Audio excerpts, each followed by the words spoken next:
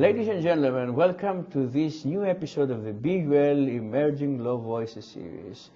Today at Big Well Campus we have the pleasure and the honor to be hosting Professor Jose Alvarez. Professor Jose Alvarez, who is very much known, especially for those of you specializing in international law. He is the professor of international law, as we said, at New York University. And together we are going to open now a discussion about various issues that touch upon international law, but not only, it touch also about the synergy between international law and different fields. And if I may, I will call you Jose in the singular because we happen to know each other.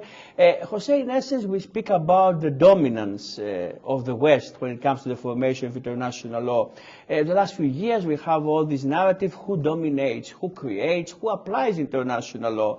And correctly, you have pointed out that in all this story, the West has a prominent role. At the same time, the Global South, what is called the Global South, the last, again, few decades has tried maybe to challenge the West monopoly. Is it possible? Do you think that eventually we're going to see the West taking a second role? And maybe this is linked to the emergence of China also, a world power?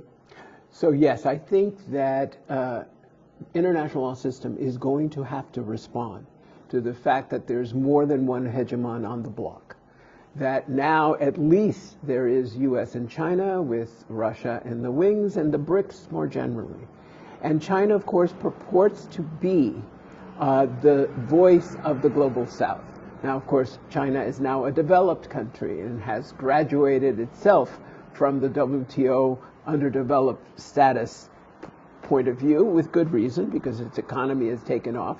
But I do think that through China, but not only through China, the global South, which after all dominates the General Assembly, will take a greater role, and that will only legitimize the international system. It cannot be a legitimate system if it's governed by just a handful of states that they were around when the UN was created, but now that it's 193 states, it is a different world. One place where you see that playing out is, ironically enough, the most elite of institutions, the International Court of Justice, which, if you look at the advisory opinions lately, the participation is massive by more and more states than have ever participated before. And I think that's a sign that the legitimacy of the court will be tied to how many different voices it listens to and how many different voices its rulings reflect. And that's just one example where I think the participation of a variety of states, including small island states, including middle power states, and yes, the old Western states as well, all of them have to be represented, and also all of them will have a role in making the institutions a bit more legitimate. Jose, you speak about democratic, a more kind of inclusive international law. You remind me a bit about your colleague, former colleague, now he's deceased, Thomas Frank, also professor in the New York University, and he spoke about democratic right to governance. And the question is, though, can we have a democratic or democratization in international law the moment the states are the key actors? And many states, unfortunately, are not democratic in today's world. So, Tom Frank, who I admire and miss every day, wrote a path-breaking article that's one of the most widely cited articles in the American Journal of International Law on the right to democracy. I don't think he was proven right. That is, I don't think there is an international right to what we would call a Western-style democracy. As you point out, many countries are not democratic. And in fact, some would argue that some of the democracies of the West are more fragile than they've ever been before in terms of actually accurately representing.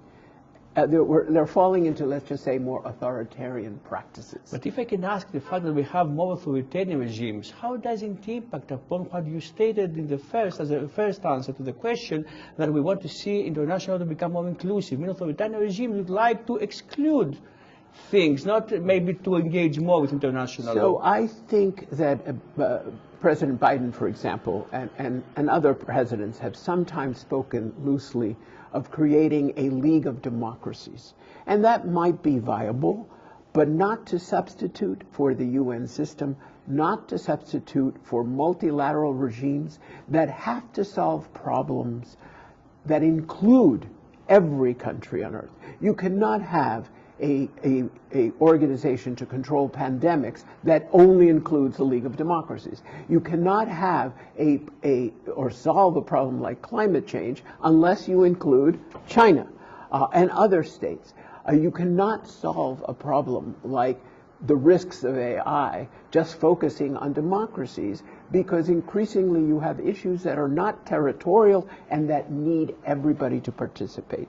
So when I talk about representative multilateral institutions, I don't mean democracies in the sense of the West. I mean democracies in the sense of representing every different government, including, yes, those that would have more authoritarian governments than perhaps I would favor.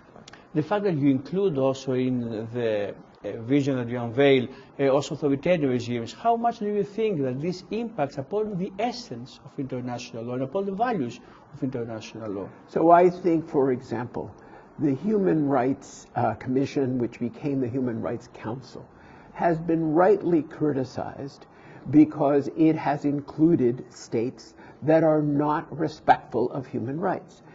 And that includes, of course, both democracies that are not respectful of human rights, as well as authoritarian states. But in a regime that is about protecting the individual and individual rights to civil and political rights, as well as economic and social and cultural rights, you have to have respect for those rights. And therefore, it is not legitimate to have certain governments, whatever the style is, that doesn't respect those rights.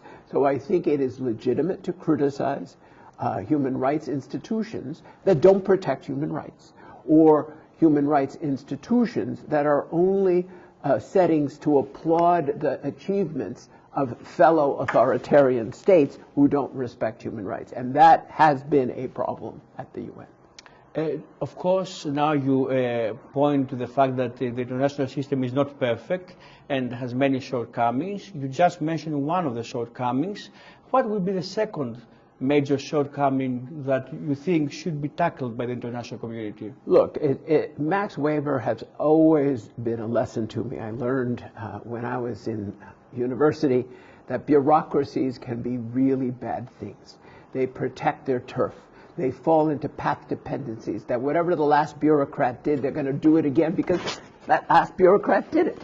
And therefore, I think the UN system is a huge bureaucracy with the typical kinds of problems of bureaucracies, which is overlapping mandates, reports that are just commissioned that nobody reads. And we now see this being played out in the UN 80 reform effort, where Secretary General Guterres was quite candid to the states and saying, this is not tolerable. We cannot expect states to respect us if we don't respect their money, we don't respect their time, and we don't respect what diplomats actually want us to achieve. And at some point, you have to have organizations that deliver for people, that deliver the peace of a peace-building mission, that deliver aid for somebody that has suffered a hurricane or a tsunami. If you don't achieve good for people, they will cease to support you with good reason. And I think it is also not a good idea for any of these institutions to rely financially on one or two big states. That is a recipe for financial domination by one particular state. And that particular state will sooner or later resent having to pay that, but in the meantime, they will assert that financial veto to the detriment of being an organization for all the planet. Jose, you speak about international organizations. You wrote also about the subject about 20 years ago. You have a relevant book on the issue. Things change a lot in between these 20 years. The question is, as you describe also things now, maybe we have gone from international to supranational? Maybe that's the solution to the illness of the international system, more cooperation. On the other hand, with the EU model, we saw that the supranational also solutions are not always perfect solutions. So how should we tackle these imperfections? I think that different regimes in international law should be open to different forms of participation. For example, international space law, which is increasingly commercialized, well, at the table should be the dominant techno companies that are, for good or ill, supplying the technology. And therefore, that should be a system that should be open, perhaps, to commercial interests as much as to states. And the same would hold with respect to intellectual property, with respect to how you regulate AI. In other words, when you have an industry that is so important to the development of that industry, like it or not, both consumers as well as the industry should be at the table.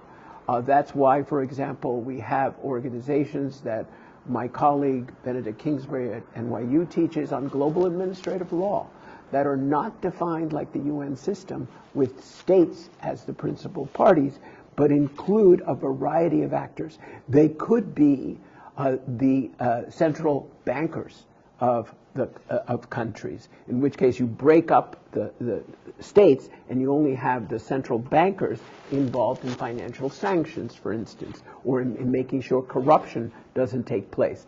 And that makes a lot of sense to me. We should not have one recipe for all the various systems. International law is a curriculum. It covers every subject that we cover in national law. We don't expect national law to have one way of regulating a system. We have in national law different ways for notice and comment by the industries, for example, affected. That's what global administrative law is about, is thinking through the administration, how we administer executive agencies at the national level should at least inspire some thought of how we reconfigure how we regulate international systems that in some ways are like those regimes that are governed by administrative law. You mentioned now, Jose, the nexus between international law and national law. And we know that law, by nature, wants to resist any change. And we spoke before about the dominance of the West, so many years in the international law narrative. But you also wrote one of the latest books of yours. I think the latest book of yours is about women and the Convention Against the Discrimination Against Women. And you state that international law is basically patriarchal.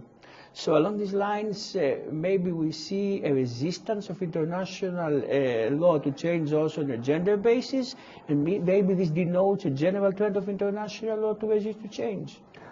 I think that is right. So many years ago, around the year 2000, my good friends Christine Chinkin and Hilary Charlesworth wrote a book that has influenced me a great deal, which is The Boundaries of International Law, where they showed that because of the male domination of states, because of that effect on international organizations, the fact that most of the international organizations were dominated by men and male diplomas and diplomats, that has had an impact on the substance of international law. So I remember when they first came to a conference, the American Society of International Law, and they criticized the gender of jus cogens. The fact that jus cogens never seemed to reach systemic gender discrimination in the way it reached systemic racial discrimination. We're still catching up to that subject. I happen to think that our international courts should have gender parity, not just because they should represent the affected people, which include half the planet, which are women, but also because if at least some of the folks on that court understand feminist theory, I think the substance of what they produce will be influenced. So, for example, there's a wonderful set of books and articles where feminist writers, both men and women, revisit famous rulings by international courts or by national courts and rewrite it through a feminist lens. And it's an amazingly provocative look at what the law could look like. What is the title of that book? Oh, so you had feminist rejudgments. I think Hilary Charlesworth wrote the foreword for that, but there are many articles this way. And what I long for instance, is if you have that with judgments of international courts and national courts, you should have a feminist re-examination of the products of the International Law Commission. Wouldn't it be nice if we had a feminist re-examination of treaties, of treaty reservations, of jus cogens, they're now looking at subsidiary means. I happen to think the International Law Commission is wonderful, but it has been historically male-dominated. It has certainly not been representative of a gender lens, a feminist lens. And I don't mean just men and women, I mean a feminist lens. And I think we could all benefit from a critical re-examination of whether these products benefit and equally benefit half the planet. You know, Jose, I was speaking before, I would better smile at one point because I found it very intriguing, this rewriting of a judgment. It's like writing a novel. And we know the junction between law and literature. Yes. So we see that this junction is not only a mechanistic, legalistic junction, but can be very creative. And you see it also in the Academy of Arts and Sciences in the US. So the question is, how much does law serve art? How much is law eventually art? I think it's a fascinating question. The Academy of Arts and Sciences, the members represent, in my case, people who write in law but also speak to political scientists. That's how the conception of arts and sciences. But you are addressing art in a more broad sense. And I happen to think that that is a vital form of reaching people. Writing dreary, dogmatic, black letter law is useful for our internal audience. But if we're going to reach, and sometimes we want to convince people outside of the law, one way to do that is to write plays that have a legal impact, and there are many, or to write scripts that do that. In the United States, most people understand the legal system, like it or not, through programs like Law and Order, detective series, murders, and others. And I think to the extent they try to accurately reflect what actually happens in courtrooms, what actually happens in a law school, for instance, that's good for the education of the public. It will also inspire critiques from non-lawyers of what they see. So I think it benefits all of us. In terms of art, and this is a minor point, but when I teach international law and I get to custom, I said, look, it's the art of custom. Let's break away from thinking of this in the same way you would a statute, or the same way you would even think of a treaty. Custom is a subjective thing. I don't mean to say it's not law, but I mean to say that there's more of an art than science to it. Jose, you brought before the argument and the posture that I also share, that in essence we must open the gates of the academia, we must go to the wider public. That's why you have also this series, the BUL Emerging Law Voices, and you're here with us now. My question is, the tendency was for generations, for academics belonging to previous generations, to reject this stance. They believe that academics speak entre vosotros, as we say in Spanish, only in between us. How much do you think that you are a pioneer in your generation when you come to articulate such a stance? I think that the academy has been, unfortunately, more restricted, especially in the United States, where we charge such high levels of tuition, that at least in Europe, you have the ability to go through university to get a law degree without basically taking out huge loans that force many of our students to work in law firms. They cannot afford to be at least part-time academics or even full-time clinicians, and of course, all in the academy earn much less than in the private sector. So I think Europe has a good idea in terms of non-tuition. What it lacks, I think, and this is just from an outsider, is this a notion that you have to wait for somebody to die in the chair before you get that luminous position. In the US, we have restrictions on who has access because of financial constraints. But once you're in the academy, even if you start at a very low-ranked law school, you can continue to aspire to growth, and it's basically based on what you publish and your reputation, and there are lots of privilege built into that. So it's complicated. But I do think that the academy, just like courts, would benefit from a diverse group of people, people who come from poverty, people who have experienced domestic violence, people who have experienced living in a slum, and maybe even those who are children of immigrants. And I'm proud that I'm a child of immigrants, but because I'm Cuban, I've had certain privileges under US law that are unfortunately not now being denied to many other immigrants. So I hope we don't close the door to people from other nations, whether we're in Europe or in the US, to come into the academy, because I think it would benefit the legal system at the national and international level to have people who understand different types of problems, in part not just because they understand it in their minds, but because they know the experience from themselves. To be honest with myself, my previous question, in order also for the viewers not to get a bit surprised, was about maybe your generation, academics, thought they shouldn't, let's say, write opinion editorials for newspapers, shouldn't give interviews. And my question was whether what you expressed, that in essence we academics must actually go to the wider society. On this, maybe you are a pioneer thinker for your generation, maybe who used to have a different mindset on the issue. Well, I'm not as active as I probably should be in newspapers and op-eds, but I have been active as president of ASIL and trying to reach out to different types of people. I tried to mentor students, especially Latinos, to go to law school at various points, because there has been a serious problem with Latino participation in law schools. There remains a problem with that, including in the academy.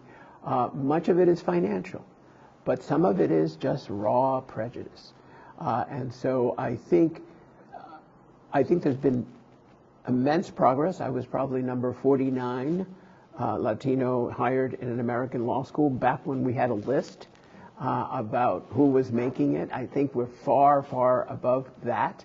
And I think our tactics are different and more subtle. They have to be, because diversity, inclusion programs are not appreciated in the United States. And now we have to make other explanations of why it matters that we have Latinos, African Americans, that we have people of different genders and gender preference in law school, because law affects and subjects all these people to the law, and if you're subjected to the law, you should be represented by those who make it. Jose, you also have, going back to geopolitics, that discussion, you're also director now in the New York University of the Asia Institute. And my question is, we see Asia for years, again, was insulated or resisted. We talked about resistance to international law before, or resistance of international law. Asia doesn't have a human rights court. Only recently Asian states started actually going into the idea of international criminal law and participating as members to the International Criminal Court. How much do you think that in a few years to come we're going to see Asia maybe becoming more engaging with international law, given that it neighbors Oceania, especially Australia, New Zealand, Western countries, which have also a kind of engaging identity towards international law? So ASEAN, for instance, is an interesting organization because it is less, in my view, legalized than most of the regional organizations we tend to think about, even less legalized than the Organization of American States, certainly much less legalized than the EU. I am not sure that ASEAN should aspire to legalization, which entails bureaucratization. I am not sure that it should aspire to hard international courts. I doubt very much that we will see, at least in my lifetime, a Asian Court of Human Rights. And given our varied experience with compliance on human rights, I'm not sure that's a terrible thing. I think they could achieve some of those goals a different way. I do think that the security issues that are being pressed upon Asia because of the rise of China will probably make certain organizations, including those involving Australia and Japan, more prominent. The Quad, for instance, or issues dealing with pure security questions will probably become more prominent and may become a bit more legalized, as well as the tensions of military weaponry and so forth. Japan is certainly likely now to be much more assertive with respect to its own security, as well as protecting its neighbors, I suspect, under this new leadership, but also because of the Trump friendship there. So I think security might be a place where Asian institutions may develop, but I'm not sure I want to suggest a recipe of Westernization, the same recipe book with respect to Asia. Jose, thank you very much for this interview. Ladies and gentlemen, with Professor Jose Alvarez from New York University here at the BUL campus together with us. We bid you farewell, and we look forward to seeing you in the next episode of the BUL Emerging Law Voices series.